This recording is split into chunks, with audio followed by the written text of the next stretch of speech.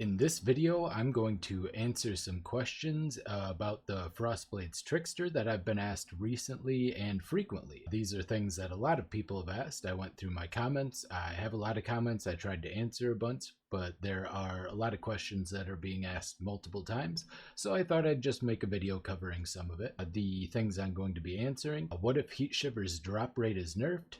Is Frostblades good on X Ascendancy? Usually Raider is what's asked. What about the new stance stuff, which is blood and sand stance to get adrenaline? And is Frostblades good single target? And finally, is it solo self-found viable? So starting off with the first one, what if Heat Shiver's drop rate is nerfed? So I've been thinking about this for a long time, and I've been preparing for the case in which Heat Shiver was actually nerfed entirely. And one of the things I came up with is you can actually run Wrath instead of Hatred. And what that will do, it does a couple of things for you. In fact, it might be good to do in the beginning regardless. It allows you to run Trinity, and all you need to do is possibly get some more lightning damage on your claw or jewelry. But basically, yeah, it lets you run Trinity right away, which is very powerful, especially against rares and bosses for the penetration. You don't have to worry about freezing or anything to proc Trinity that way either. It gives you access to shock, which is very strong. And also, because Frostblades had such good damage effectiveness, the flat damage is actually very substantial. So I did a run in solo self-found, fresh migrated and everything, and got Wrath right away in Act 3, and I made it to red maps in 8 hours, which is probably the fastest I've ever made it to red maps before in solo self-found. So very fast this way, and I was able to clear tier 16s using this method. The only difference is if Heat Shiver is, the drop rate is nerfed, it's as rare as like Yoke. Yoke is hard enough to get, which is another reason why Wrath is nice, because getting the ability to shock is a huge damage multiplier, and you don't need to worry that much about freezing in general when you don't have the Heat Shiver already, so you can go ahead and grab that. I think this is a good kind of workaround, and then once you're up in red maps, you can simply, you know, farm all of the different like influence stuff, and you can earn currency that way, and that way you can buy your Heat Shiver, even if it is more rare and expensive. And then you can buy your yoke as well, and then you'll be ready to go right into pinnacle bossing. The next question is Frostblades good on X Ascendancy? Usually Raider is what's asked. So yes, it is. In fact, it's easier to start on Raider. However, I'm going to give a broader answer to this question, but a more specific one here. I'm going to use this as an example. This is my POE, and this is the level 90 to 95 version, which is all, you know, optimized for late game. Not like fully optimized, but basically when you've got everything sorted, you have like your Heat Shiver, and like your yoke and stuff and your circle of fear, you've got a lot of your major stuff going on. This is the Trickster, and let me go ahead and switch this to pinnacle boss. So not a little, right around 9.5 million pinnacle boss DPS and 59,000 effective health pool with average heart stopper. Now if I take this and simply allocate these points here and get rid of, and then switch to ranger, cancel that. Do I not have, oh, I don't have it connected. There you go. I'll get these points here, switch to ranger, and then allocate out of these points. Okay. And then I switch to raider, and I allocate the points for this, whatever they might be. Now granted, you'll be able to drop some spell suppression and get some more stuff this way, but as you can see, I lose a considerable amount, almost 8,000 effective health pool, so about over 15, close to 20% drop in effective health pool, and I'll also lose a little bit of DPS, not that much DPS, but a little bit. So yeah, you do end up, and it becomes more pronounced as the gearing gets better. Trickster becomes better and better over time as it becomes more geared compared to other classes. Now, like I said, there are strengths and weaknesses. You can run Trickster going back, or you can run Frostblades on almost any Ascendancy except ones where it makes absolutely no sense to do so, like Necromancer or Saboteur, but you very well can run it on any Ascendancy. It's going to have different strengths and weaknesses, but I think overall Trickster is the best, simply because It just has a lot going for it that lends to it. Polymath is just a more damage multiplier with built-in sustain. It's one of the craziest Ascendancy nodes. In our case, it's usually around 36% more damage, which is almost as good as the Berserkers node over here. The aspect of Carnage. However, instead of 10% increased damage taken, we instead will get 12% life, mana, and energy shield recovered whenever we kill. So we get a huge upside rather than downside. So it's way better than Aspect of Carnage. Heartstopper is insane for EHP, absolutely phenomenal. If I were to allocate it now as a raider somehow, I would get a 25% EHP boost. Swift Killer gives charge duration, which is quality of life, and I believe it's the only Ascendancy node in the game that gives +2 charges, which makes, of course, our Ice Bite's flat damage go way up. So this is actually huge, and one step ahead makes us immune to all forms of action speed reduction. That's chill, freeze, temporal chains, and there's other stuff like temporal bubble rares, that kind of thing. There are still things that can slow us, but those are just things that generically reduce attack speed or movement speed. But one step ahead does that, and it has a mini temp chains built into it for nearby enemies, making it so their action speed is only 92%, which means even before we start chilling them, which we're going to be chilling for 30% against basically everything, but it's safer just to kind of whirling blades into things because everything will instantly be slow even before you start attacking them.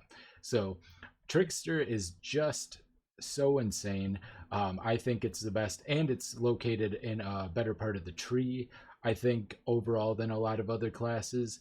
And the main benefit for starting Raider was that it was closer to Gladiator's Perseverance, so you were able to get the additional strike quicker. Now that there's going to be an attack mastery added right here, that's no longer the case. But yeah, my basic point is that Raider just, it's easier to start in gear, but it falls behind eventually. Moving on to the next question, what about the stance dancing? What you would do is you would get Blood and Sand, and you would turn it on and off. There's a new attack mastery that gives you the adrenaline for 1 second after you've changed stances. It is an attack mastery. I don't think it's worth it. A lot of people, now adrenaline is one of the most powerful in the game. However, the problem is the node that makes it really worth it is going to be way down here.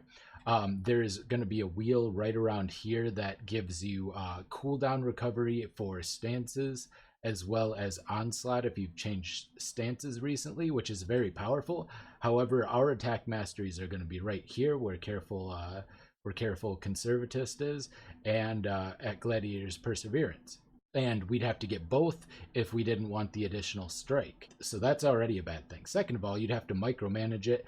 And because you're not getting the cooldown recovery, I think you get like 45% or 30% cooldown recovery from the small nodes leading up to the one that's going to be down by the duelist. Without that, you're only going to have half uptime on adrenaline.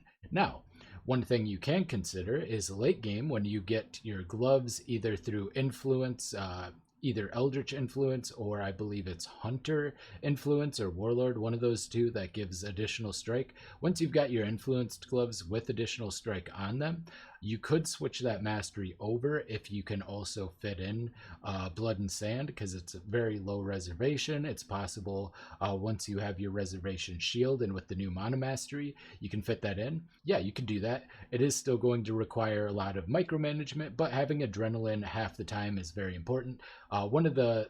Is very powerful rather. One of the things you can do is time the stance change when your elusive is very high, and you'll get just the craziest burst damage. So it is a possibility, it is viable, but I would say it's not necessarily going to be the best until you've already got a lot of your gear sorted and you're basically at like end game gear with gloves with additional strike and +1 frenzy, that kind of thing. I wouldn't do that for leveling. It's nice, but you don't need it. Is Frostblades good single target? This gets asked a lot. Yes, but with kind of a caveat.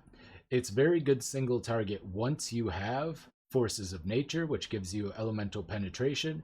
You have Trinity up and running, and you have the elemental penetration craft from unveiling on your claw. So you need a certain amount of penetration, because one of the things about bosses and a lot of the big single target things is they have a lot of resistance, like base 50 LE resistance, which can be buffed up even more by altars and various things like that. So you have okay single target prior to that, but it really starts ramping up. And then, of course, once you get to higher levels of gearing and you've got your Legacy of Fury, that's when it really starts to pump up, because then you're dropping them below 0 in terms of resistance. And when you do that, your DPS is going to go up considerably. So yeah, if I actually, let me switch back to the 9095 here. So you can see I go from 9.2 million single target. I haven't switched over to Raider, but the point stands. And then you add this up, it's it's over 20% DPS. So Legacy of Fury with Trinity, Forces of Nature, and the Clawcraft for elemental penetration. Once you have all of those, your single target is absolutely skyrocketed. Prior to that, it's a little shaky. The only one you can easily enable early is Forces of Nature, but using the method I talked about in the first part, you can, with the using Wrath instead of Hatred, you can actually use Trinity earlier on, which actually makes your single target better. So that's something to consider for that as well. Finally, is the solo self-found viable? Very much so. I've done multiple runs and events that were solo self-found. I've done like full run-throughs all the way through to the first 2 Watchstones as solo self-found. I've solo farmed all of the gear using Magic Find and solo self-found. I played this on Ruthless mode. In fact, I got level 90 and got all of my Watchstones on Ruthless. In fact, I think I'm higher than that now. That was on Raider, because Raider's better on Ruthless because gearing's harder, and because it gets more movement speed, which is actually broken and overpowered on Ruthless. Yeah, it's very solo self-found viable. It is very Ruthless viable. People have run it in hardcore. However, I would advise against that. It would require you to make some changes that I can't really advise on, because I haven't played this in hardcore. So, but I have run it in Mayhem, which is harder than regular leagues, all the way through all the pinnacle bosses and everything on Mayhem mode. When they did that event, I've done all sorts of events and stuff with this build, so it is very much viable for solo self-found and everything else. For solo self-found, it might take you a while to find your yoke and Heat Shiver, but you know, that's fine. Everything else is easy to get, and once you do have those, you'll just absolutely destroy things. It's probably going to be very, very difficult to do Uber bosses on solo self-found.